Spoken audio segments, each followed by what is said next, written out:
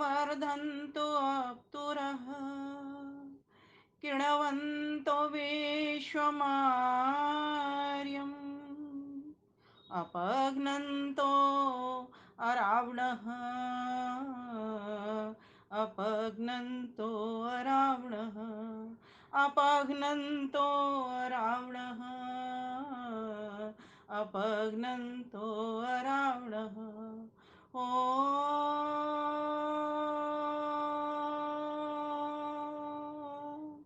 नमस्ते अस्तु आयते नमो अस्तु परायते नमस्ते प्राणतिष्ठत आसीनायोत ते नमः आसीनायोत ते नमः। ज्ञानदीप के इस बहुत ही सुंदर कार्यक्रम में इसकी संचालन कर रही हमारी बड़ी बहन आदरणीय रचना आहूजा जी, और जिन जिन बहनों ने मधुर प्रार्थनाएं गाई, भजन गाए और प्रवचन किया, उन सभी बहनों को तो नमन वंदन अभिनंदन करती ही हूँ।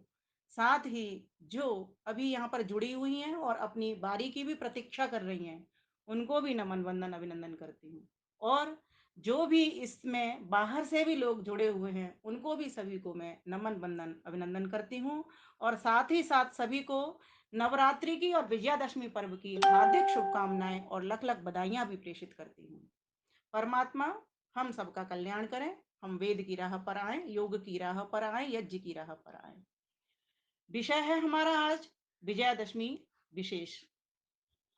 वास्तव में हमारा भारत देश है जो आर्यावर्त है, प्राचीन काल से ही हमारी भारतीय संस्कृति, सभ्यता व उदारता, वीरता की पूजक, पालक और शौर्य की उपासक रही है। हमारी वैदिक संस्कृति की गाथा एवं महानता इतनी निराली है एवं उदार है कि इस देश के अलावा विदेशों में भी इसकी यश कीर्ति गूंज रही होती है। इसी महान धरा पर समस्त ज्ञानी महान पुरुषों, पूर्वजों, ऋषियों, मुनियों का अवतरण हुआ है। तभी तो हमारी इस आर्यावर्त की भूमि को विश्व गुरु भी माना जाता है। प्यारी माताओं, भाइयों, बहनों, हम सभी जानते हैं जहां वर्ष में मुख्य मुख्य पर्व जो हमारे होते हैं वो 4 होते हैं।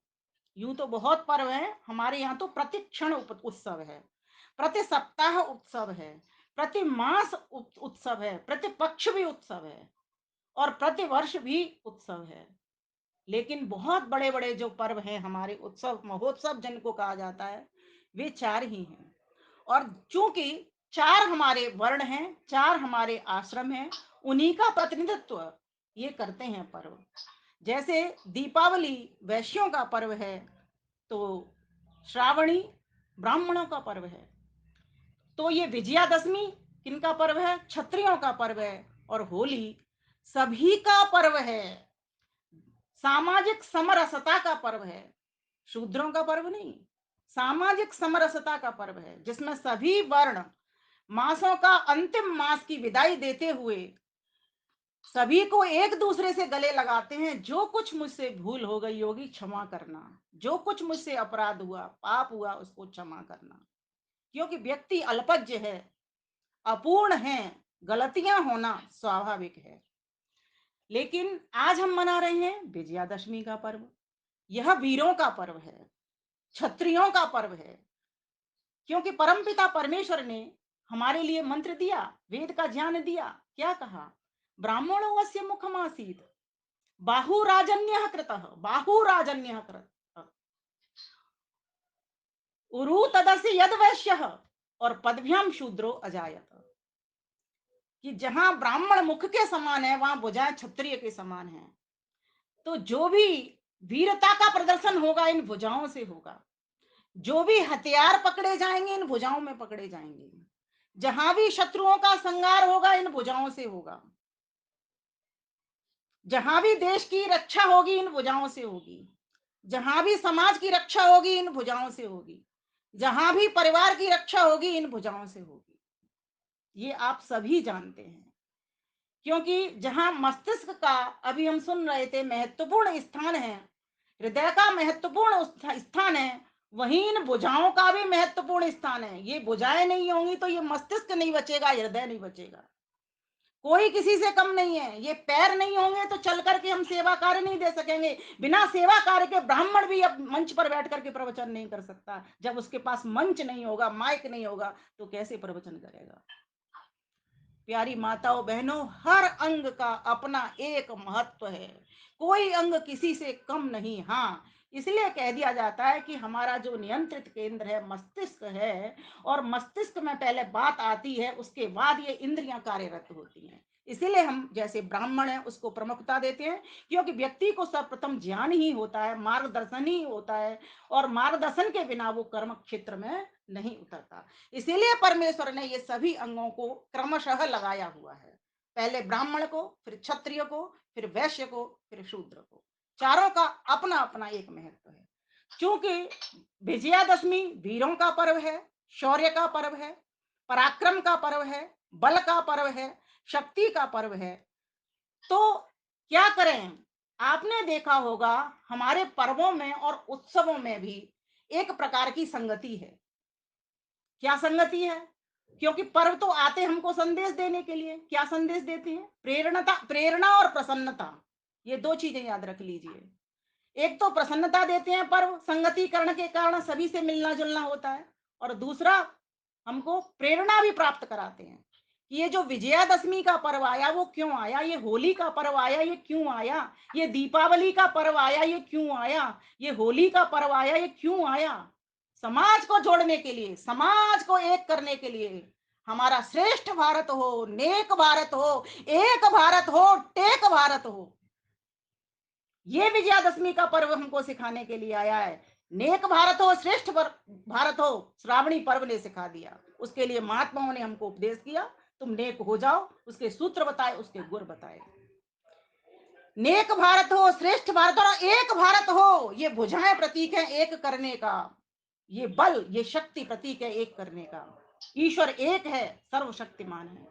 हम भी जिस दिन एक हो जाएंगे, ब्राह्मण क्षत्रिय वैश्य शूद्र सभी मिलकर के एक धारा में चल पड़ेंगे, तो हमारा देश भी एक हो जाएगा, और समस्त देशों का भी टेक हो जाएगा। एक हो, नेक हो, श्रेष्ठ हो, टेक हो, ये चार सूत्र और याद कर लेना। प्यारी माताओं, भाइयों, बहनों, हम ये बात समझना चाहते हैं कि इससे क्या होगा। इससे हम विश्व गुरु बन जाएंगे। विश्व गुरु बनकर के हो क्या जाएगा? होगा ये कि हमारे भीतर हमें सुख होगा, और हम दूसरों को भी सुख पहुंचा पाएंगे। हम जिस हेतु से मनुष्य के चोले के भीतर आए, इस मनुष्य के चोले को सार्थक कर पाएंगे। क्योंकि सुख प्राप्त करना और सुख को प्राप्त कराना, यही मात्र एक लक्ष्य है मनुष्य जाति का। बाकी तो पशु पक्षी भोग योनियां हैं। तो ये विजयादशमी का पर्व कहने के लिए आया है। आज मैं उस बात को जोड़ना चाहूंगी जो कि हमारी आचार्य जी अभी पहले बता रही थी, कि हमारी 10 इंद्रियां, वो संध्या के मंत्र सीधे सीधे जुड़ जाते हैं। ये 10 इंद्रियों पर विजय प्राप्त करना ही तो दशहरा मनाना है, विजयादशमी पर्व मनाना है। 10 बातों को ही तो अपने जीवन में संग्रहित करना है, तभी तो विजयादशमी पर्व सार्थक होगा। 10 पापों को ही तो अग्नि में जलाना है, भस्म करना है, तभी तो जाकर के हमारा विजयादशमी पर्व सफल होगा। 10 ज्ञान की पुस्तकों को, आठ ग्रंथों को सिर के ऊपर, मस्तिष्क के ऊपर, मस्तिष्क में समाहित कर लेना, तभी तो जाकर के हमारा विजयादशमी पर्व सफल होगा। तो ये जो वीरों की भूमि है, ये जो भारत भूमि है, ये आर्यों की भूमि है, श्रेष्ठ लोगों की भूमि है। इस भूमि को सुरक्षित रखना कैसे सुरक्षित होगी? वीरों के ऊपर होगी। वीर कैसे होंगे? जिसको दिशा का ज्ञान होगा, दशा का ज्ञान होगा। दिशा का ज्ञान, दशा का ज्ञान कहां से लेगा? ब्राह्मणों से लेगा। कहां से आएगा? ब्राह्मणों से आएगा। जब राजा राम के पास कौन आया था? ब्राह्मण ही तो आए थे। दो गुरु वशिष्ठ आए, और कौन आए? विश्वामित्र मुनि। क्या कहा था? कि बहुत ज्यादा राक्षस लूटपाट मचा रहे हैं, यज्ञ करने नहीं देते, यज्ञों का विध्वंस करते हैं। आते हैं राजा दशरथ से, कहते हैं हे राजन, हम चाहते हैं कि तुम्हारे राम को लेकर के वनों में जाएं और राक्षसों का संहार कराएं।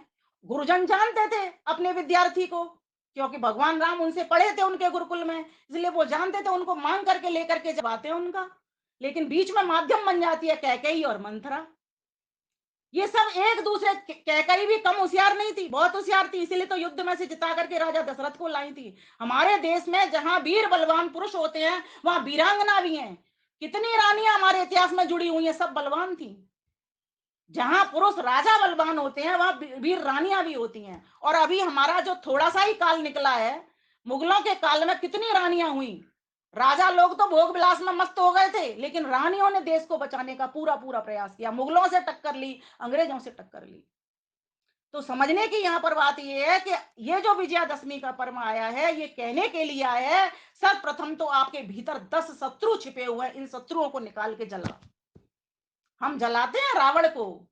एक प्रश्न मेरे पास आया था कि इस त्रेता युग में रावण को रावण से पहले भी तो विजयादशमी का पर्व मनता था। बहन जी, मैं चाहती हूं कि मुझे यह समझाया जाए कि ये अभी क्यों विजयादशमी का पर्व रावण से क्यों जोड़ा जाता है। तो मैंने कहा बिल्कुल ठीक बात है आपकी कि हमारा विजयादशमी का पर्व तो बहुत पहले से ही, क्योंकि आदि सृष्टि में परमात्मा ने तो स्वयं वेद में मंत्र दिया है, वयम जयेम त्वया योजा। हम उन शत्रुओं को परमेश्वर की कृपा से जीतने वाले बने। वेद में तो खुद मंत्र आया है। और एक मंत्र और आया है कि हम शस्त्र की और शास्त्र की दोनों की, ब्रह्मचक्षत्रम दोनों की मिलकर के रक्षा करें। अर्थात शास्त्रों में भी जंग ना लगने पाए, ध्यान देना, शस्त्रों में भी जंग नहीं लगने पाए। इसीलिए ये शास्त्रों को बचाने के लिए शस्त्रों की सुरक्षा करना, शस्त्रों की जंग उतारना आज की बहती आवश्यकता है। इसीलिए आपने देखा होगा प्रतीकात्मक रूप से कुछ संगठन शस्त्रों का पूजन करते हैं, प्रतीक है वो। ये शस्त्र ही हमारी सुरक्षा कर पाएंगे। आज महती आवश्यकता है, इन शस्त्रों के बल पर ही हम अपने शास्त्रों की, हम अपने यज्ञों की, हम इन ऋषियों की, मुनियों की, हमारे सभी देवी देवताओं के हाथ में शस्त्र हैं।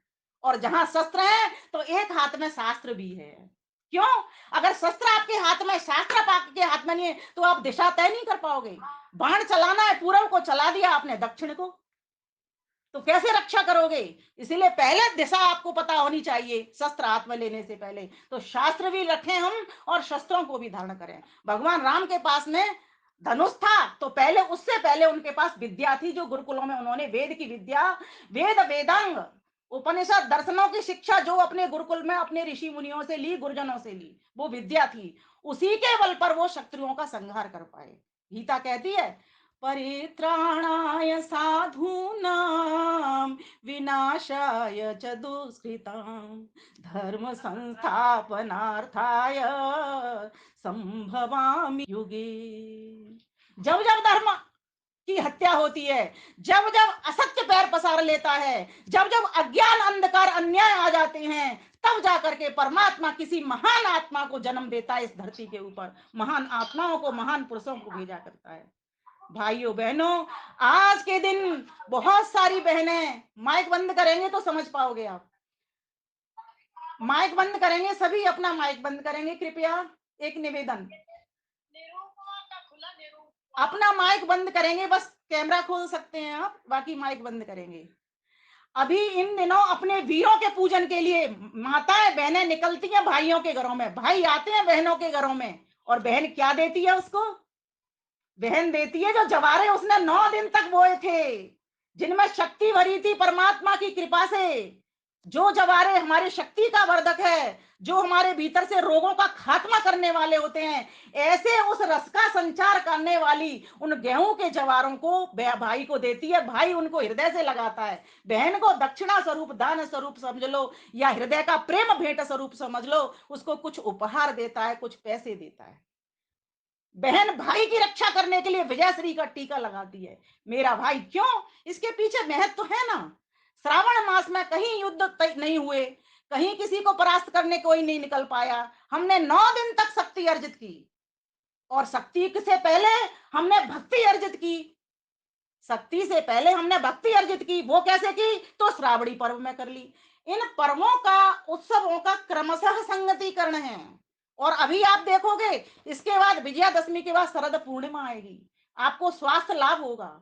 अभी आप देश हित की सोच रहे हो, पहले आपने शक्ति भक्ति की साधना की, अब आपका कर्म करने का क्षेत्र मिला है विजयादशमी। तो इन 10 इंद्रियों पर जो विजेता होगा, वही तो युद्ध में, धर्म युद्ध को जिता करके लाएगा।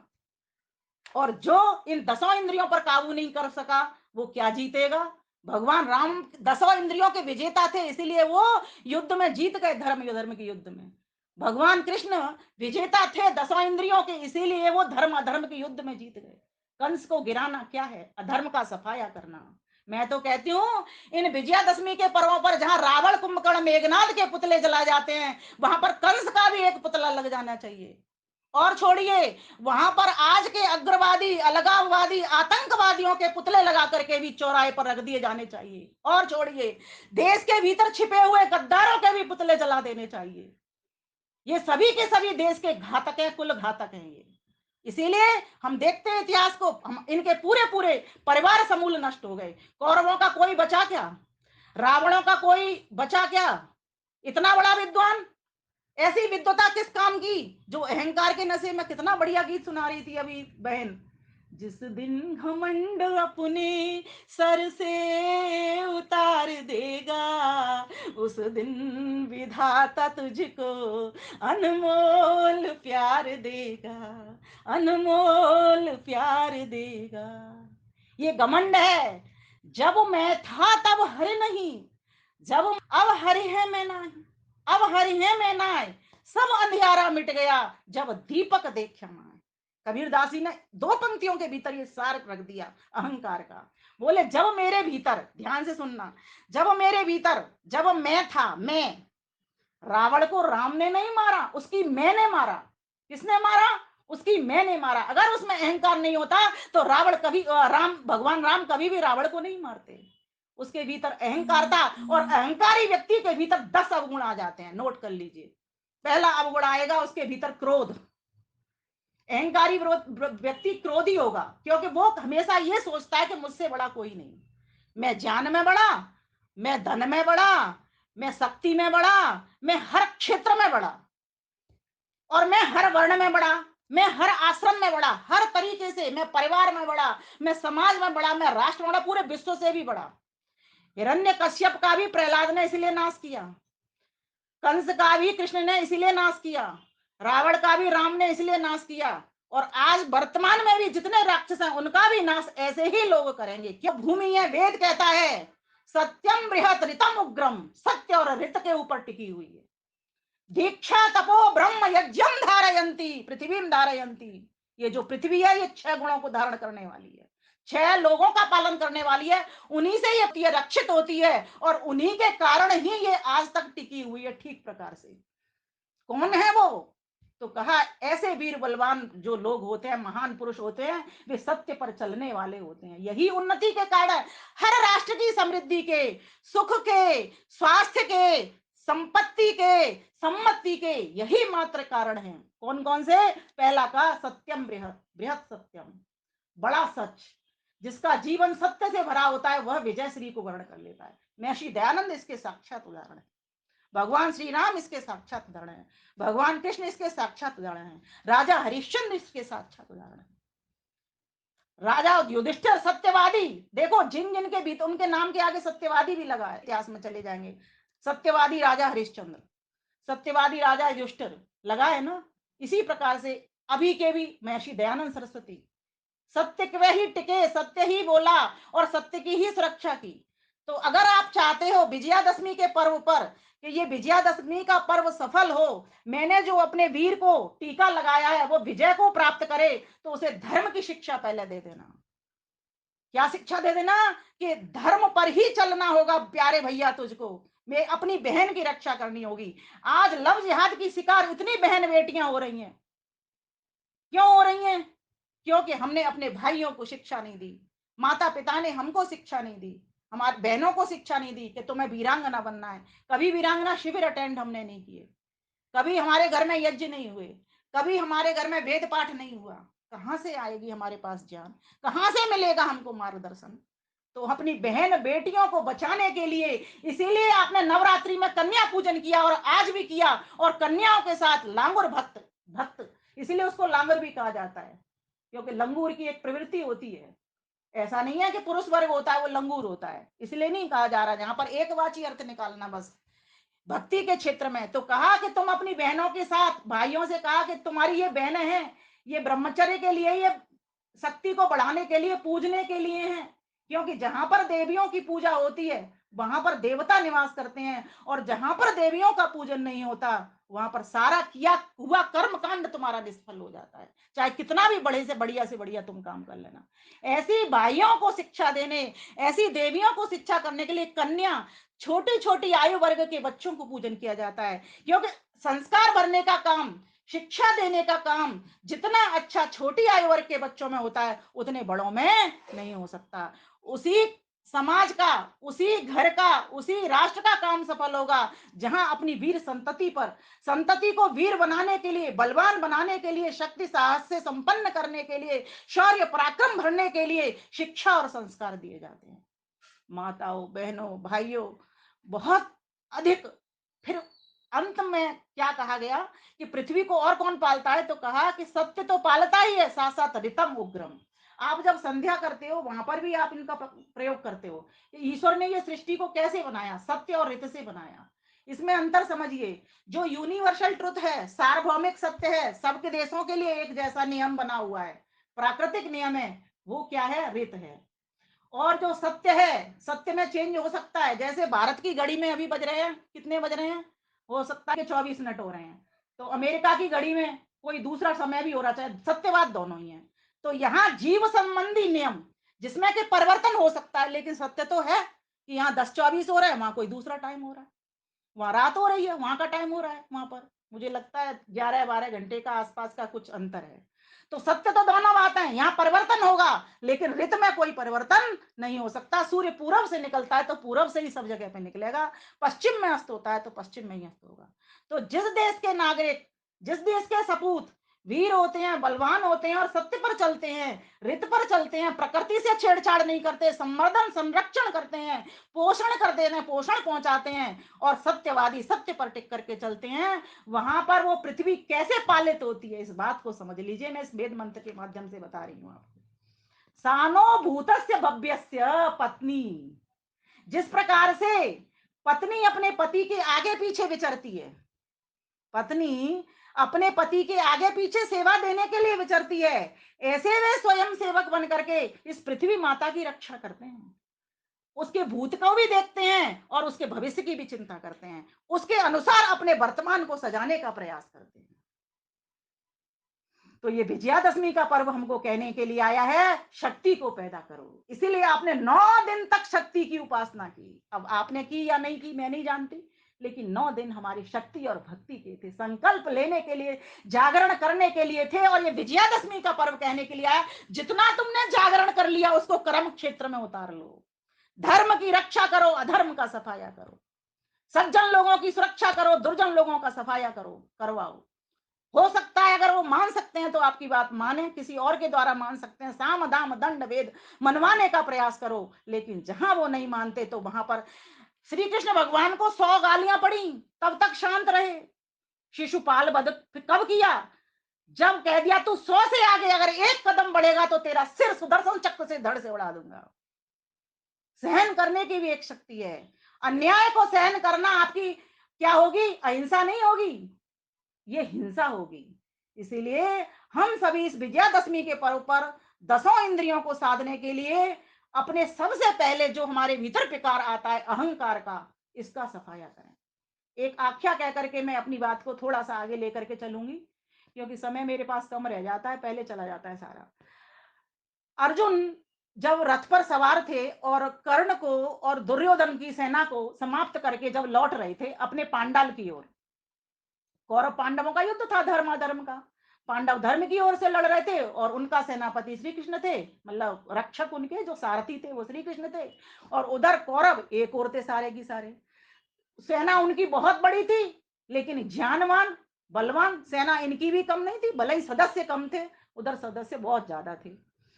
तो जब कर्ण को और दुर्योधन गुरु दुर्योधन कर्ण को और गुरु द्रोणाचार्य को जब मार दिया तो अर्जुन अपने पांडाल की ओर रथ पर लौट रहे थे, तो उनके रथ के सारथी कृष्ण थे, वो खड़े हुए थे। तो श्री कृष्ण ने अर्जुन को कहा, अर्जुन तुम नीचे उतर जाओ, और पांडाल हमारा आ गया, उतरो।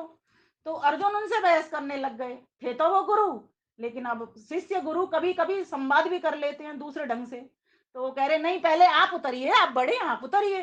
बोले नहीं नहीं अर्जुन आप उतरिए, अर्जुन समझ नहीं पाया, उतरे उतरे नहीं वो, क्योंकि वो दूसरे ढंग से सोच रहा है उस बात को। तब पीछे से युधिष्ठिर का रथ खड़ा हुआ था। युधिष्ठिर ने कहा, अर्जुन, श्री कृष्ण संकेत दे रहे हैं, तुम उतरो। तो भाई ने कहा, तो चलो भाई की बात मान ली, तो जाकर के वो उतर गया। उसके बाद में श्री कृष्ण रथ से उतर गए। अब क्या देखते हैं, श्री कृष्ण जैसे ही रथ से उतरे वैसे ही रथ के भीतर आग लग गई बहुत तगड़ी। अर्जुन समझ नहीं पाया ये क्या हुआ, और मुझे पहले क्यों उतारा, कृष्ण बाद में क्यों उतरे, ये वो समझ नहीं सका। तो उसने कृष्ण से पूछा, हे माधव, मुझे ये तो बताओ, आप मुझे पहले क्यों उतारना चाहते थे, आप पहले आप क्यों नहीं उतरे, मुझे क्यों उतारना चाहते थे। तो श्री कृष्ण का उत्तर सुनने लायक है। वो कहते हैं, इस रथ के द्वारा इसमें जो सामग्री भरी हुई थी शत्रु को संहार करने की, वो मेरे कंट्रोल में थी, मेरे नियंत्रण में थी। इसमें विस्फोटक सामग्री थी, इसमें अस्त्र शस्त्र थे, बहुत सारी सामग्री ऐसी में थी जो मेरे कंट्रोल में थी। अगर मैं पहले उतर जाता, तुझे उतरने की नहीं कहता, तो इसमें आग लग जाती और तू जल जाता। तब अर्जुन, कई बार जब व्यक्ति विजय को हासिल कर लेता तब भी उसमें घमंड आ जाता है। उनको ये लगा कि मैंने कर्ण को मार लिया और गुरु द्रोणाचार्य को मार लिया, तो मुझसे तो बड़ा कोई है नहीं। तब श्री कृष्ण ने 1 मिनट के भीतर अहंकार को नाश कर दिया। इसी प्रकार से रावण का भी एक किस्सा आता है इसके ऊपर, कि रावण ने कहा था एक बार भगवान राम से, जब वो उसकी अंतिम यात्रा सी हो रही थी, मीन्स अंतिम श्वास बची हुई थी, क्योंकि विभीषण ने बता दिया, वैसे तो रावण मारा नहीं जा रहा था, खूब शस्त्र चलाए अस्त्र चलाए, किसी भी तरीके से संगानी हो रहा था। तो विभीषण ने कहा, इसकी नाभि को देखो, जिस नाभि की अभी आप चर्चा सुन रहे थे, इसमें अमृत कुंड है, यहां पर मार दोगे तो इसका अमृत कुंड खाली हो जाएगा, मीन्स इसकी मृत्यु हो जाएगी, ये मरण धर्म को प्राप्त कर लेगा। तो भगवान राम ने वहां पर बाण चलाने को जैसे हुए, वहीं पर रावण रावण कहता है कि राम, आज वो दिन आ गया, मैंने तो 3-3 योजनाएं बनाई हुई थी। बोले, 3 योजना कौन सी बनाई थी तूने। भगवान राम ने रावण से पूछा, बताइए, मैं तभी चलाऊंगा इस बाण को। बोले, मैंने योजना बनाई थी, एक तो मैं स्वर्ग से सीढ़ी तक बनाऊंगा, स्वर्ग पृथ्वी से लेके स्वर्ग तक सीढ़ी बनाऊंगा। दूसरी योजना मेरी ये थी, सोने में सुगंध डालूंगा, सोने में सुगंध डालूंगा। और तीसरी योजना मेरी ये थी, समुद्र के खारे पानी को मीठा कर दूंगा। ये क्या बोलता है आदमी का, ये अहंकार बोलता है। लेकिन प्रभु, अब मैं समझ गया कि मैं बड़ा नहीं हूं, आप ही बड़े हो। अंत में जाकर के उसको समझ में आई, कहीं वो स्थिति हमारी ना हो जाए। ये ज्ञान, ये धन, ये दौलत, ये संपत्ति, ये कोई किसी को बड़ा नहीं मनाती। ध्यान देना, धनवान का कभी सम्मान नहीं होता। सम्मान किसका होता है, त्यागी का होता है, जिसने धन का दान दिया है, जिसने अपने बच्चे युद्ध में धर्म की रक्षा के हेतु भेजे हैं, उसका सम्मान होता है। जो आयु से वृद्ध हो गए हैं, अनुभव से वृद्ध हो गए हैं, उनका सम्मान होता है। सेठ का सम्मान नहीं होता, श्रेष्ठ का सम्मान होता है। इसलिए मैंने 4 बातें कही थी, बहुत महत्वपूर्ण। अब 4 बातें और आपको कहूंगी। अपने से बड़ों को हमेशा मान देना, छोटों को भी मान देना। नोट करते चलें। कभी कभी बड़ों की बात में बहुत ज्यादा गूढ़ ज्ञान होता है, रहस्य भरा होता है। अनुभवी व्यक्ति की बातों में उसकी बात को मान जाना, मान देना और मान जाना। तीसरा, अपने भाई बंधु समझ करके मनवाना, अपने गले से लगाना, अपनत्व की भावना से प्यार उनको देना, प्रेम परोसना। मानना, मान जाना, मान देना और मनवाना। जिस व्यक्ति के भीतर ये 4 गुण प्रतिष्ठित हो जाते हैं, अहंकार से बचा रहता है। माता जी मिली, माता जी नमस्ते, और माता जी मेरे लिए क्या आज्ञा है, मेरे लिए क्या आदेश है, और बहन जी मेरे लिए क्या आदेश है, मुझे आज्ञा कहिए। वाक चातुर्य सीखिए, वाक वाणी में कुशलता लाइए। श्रुति का उच्चारण करते करते श्रुति में जीवन बन जाता है। हाथों में शक्ति लाइए, भुजाओं में शक्ति लाइए। जहां अधर्म है, अज्ञान है, अभाव है, अन्याय है, अत्याचार हो रहा है, उनके लिए इन हाथों को उठाइए, दबाइए मत। आपके पास धन है तो धन की झोली लुटा दीजिए, कोठरी खोल दीजिए, भंडारे खोल दीजिए। कहने की बात नहीं है, जीवन में उतारने की बात है। आपके पास शरीर में शक्ति है, चल करके जाइए, किसी की रक्षा के लिए काम आइए। ये विजयादशमी का पर्व 10 इंद्रियों को साधने के काम आता है। आँख सिर्फ स्वस्थ हो इसीलिए नहीं, आँख से हमारी दिव्यता प्राप्त हो, ईश्वर का पसारा देखें, एकत्वम अनुपश्य, सब में एक भावना देखें। ये आँख की दृष्टि दिव्य हो, आँखें स्वस्थ हों तो साथ-साथ दिव्य भी हों, साथ-साथ शुद्ध भी हों, साथ-साथ पवित्र भी हों। ये 4 बातें और ध्यान रख लेना। ये सभी अंगों में घटाते चले जाना। तो आपका आज का ये जो कार्यक्रम है, विजयादशमी का कार्यक्रम, ये सफल हो जाएगा। भर कर साहस तज कर आलस, भज कर साहस तज कर आलस, राष्ट्र प्रेम की अलख जगाएं। आश्विन मास के शुक्ल पक्ष में आओ विजया पर्व मनावे। सर्वे सुखिनः सन्तु विजयी भवन्तु, सर्वे सुखिनः सन्तु विजयी भवन्तु। भर कर साहस तज कर आलस, भरकर साहस तज कर आलस, राष्ट्र प्रेम की अलग जगाएं। आश्विन मास के शुक्ल पक्ष में आओ विजया पर्व मनावे। विजयी भवन्तु सर्वे सुखिनः सन्तु, विजयी भवन्तु सर्वे सुखिनः सन्तु। क्या किया जाए? करें सुसज्जित शस्त्र सभी जन, करें सुसज्जित शस्त्र सभी जन, हथियारों की जंग उतारें, हथियारों की जंग उतारें। सैनिक गौवें हाथी घोड़े हष्ट पुष्ट कर इन्हें संवारें। उनको भी निर्मल नहीं होने दें, क्योंकि व्हीकल तो वही हैं। और आज के व्हीकल एरोप्लेन हो गए, हेलीकॉप्टर हो गए, कारें हो गई, मोटरसाइकिल हो गई, स्कूटर हो गए, इनके ऊपर व्यक्ति चढ़ चढ़ करके जाता है। तो कहा, और फिर ये तो है ही गोए, गौ हाथी घोड़े ये तो है ही हैं, इन पर भी बैठ करके युद्ध हुआ है और होता रहेगा। इनको भी अष्टपुष्ट करें, इनसे हमें बहुत सारे लाभ मिलते हैं। तो कहा, जगे चेतना हिंदू राष्ट्र की, जगे चेतना आर्य राष्ट्र की, मिलकर मंगल घोष बजाएं। आश्विन मास के शुक्ल पक्ष में आओ विजया पर्व मनावें। सर्वे सुखिनः सन्तु विजयी भवन्तु, सर्वे सुखिनः सन्तु विजयी भवन्तु।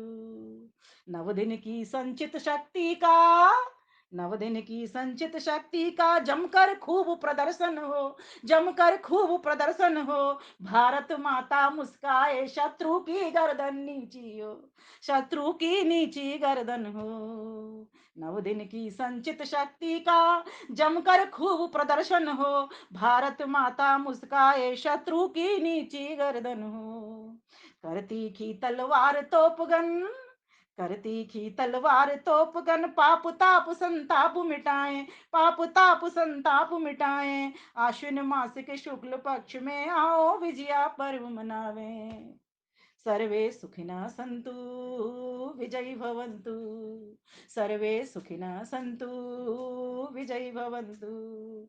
आदि सृष्टि से क्षत्रिय अपना, आदि सृष्टि से क्षत्रिय अपना धर्म निभाते आए हैं। राम राज्य को लाने हेतु हमने पर्व मनाए हैं, राम राज्य को लाने हेतु हैं। विजयादशमी पर्व हो न्यारा, विजयादशमी पर्व हमारा, विजयी भव करके दिखलाएं, विजयी भव करके दिखलाएं। आश्विन मास के शुक्ल पक्ष में आओ विजया पर्व मनावें। सर्वे सुखिनः सन्तु विजयी भवन्तु, सर्वे सुखिनः सन्तु विजयी भवन्तु। भरकर साहस तज कर आलस, भरकर साहस तज कर आलस, राष्ट्र प्रेम की अलख जगाएं। आश्विन मास के शुक्ल पक्ष में आओ विजया पर्व मनावें। सर्वे सुखिनः सन्तु विजयी भवन्तु, सर्वे सुखिनः सन्तु विजयी भवन्तु। बहनों, धर्म सत्य पर आधारित हो, बहुत धर्म की चर्चा हो गई। धर्म सत्य पर आधारित हो, न्याय हो निर्मल गंगा जैसा, न्याय हो निर्मल गंगा जैसा। भूख प्यास की पीड़ा ना हो, भूख प्यास की पीड़ा ना हो। हर मानव मानव हो जैसा, हर मानव मानव हो जैसा। नवरात्रों में शक्ति पूजी, नवरात्रों में शक्ति पूजी, हर तन बने वज्र के जैसा। आज हमने 9 दिन तक क्या खाया हम ही जानते हैं, उससे शक्ति बढ़ी या घट गई। इतना चिकना खा लिया, इतने पकोड़े खा खा लिए हमने, पता नहीं क्या हुआ। ऋतु का अन्न आया इसीलिए था, इसका ठीक प्रकार से प्रयोग करके शक्ति का वर्धन करें और कम खाएं, मात्रा देख करके खाएं, ऋतु के अनुकूल अन्न खाएं। लेकिन हमने कुछ और ही खा लिया। नवरात्रों में शक्ति पूजे, हर तन बने वज्र के जैसा, राज करे चाहे कोई भी, राज करे चाहे कोई भी, राजा हो श्री राम के जैसा, राजा हो श्री राम के जैसा।